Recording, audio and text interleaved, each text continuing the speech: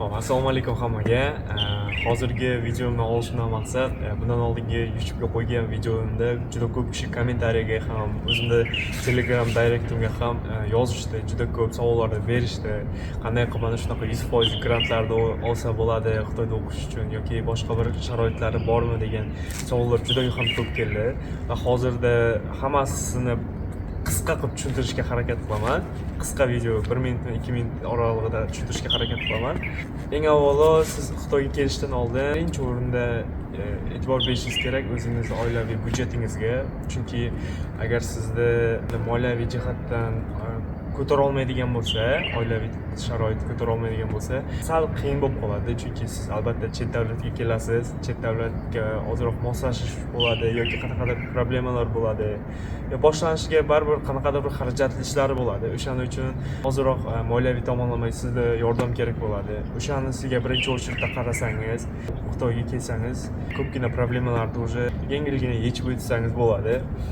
Xo'p, ikkinchi narsaga keladigan bo'lsak, juda ko'p kishi so'raydi, qanaqa qilib mana shu 100% grant olsam bo'ladi yoki qanaqa qilib boshqa grant turlari bor, o'shalarni olsam bo'ladi degan savollar juda ko'p kelganligi uchun hozirda o'zida Xitoyda universitetda juda ko'plar studentlarga grant berish juda qiyinlashtirib qo'ygan. Sertifikatlar, HSK 5 yoki sessiyalarni topshirib, undan keyin yaxshi darslarga qatnashib, juda ko'p narsalar qilgandan keyingina universitet grant berishni boshlagan.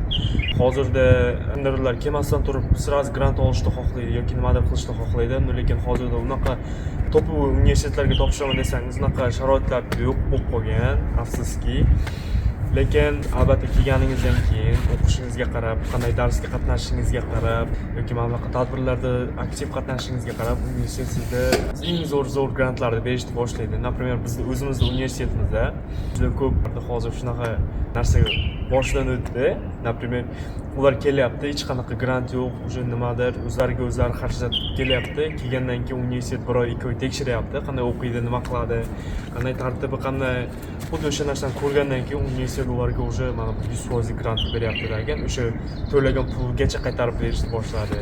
Yoki yana qanaqadir boshqa хотя бы 50% grant bo'lsa ham berishni boshladi universitetlar. Xuddi lekin u kelgandan keyin siz o'zingizga huquqingizga qarab. Bu narsa sizlar ehtiyot bo'lingizlar. Kompaniyalarda tanlashda mana universitetga qo'yib qo'yaman, tunda grant olib beraman, shunaqalarga aldanib qolmangizlar.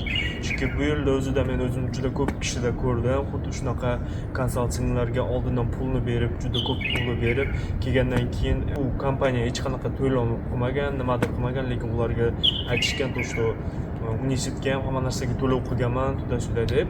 Kelgandan keyin bilyapti nima qancha to'lov xarajat.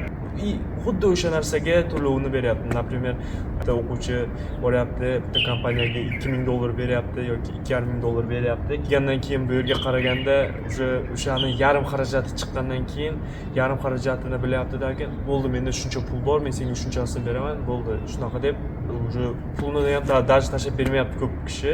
O'sha narsaga ehtiyot bo'lingizlar. Iloji boricha yaxshilab surishtirib, nima qanaqa inson, kim bilan siz shartnoma qilyapsiz, o'sha narsalarga e'tibor bersangiz, Xitoyga kelganingizda qiynalmaysiz. Eng asosiysi, birinchi boshlang'ich etapdan o'tishingiz osonroq kechadi.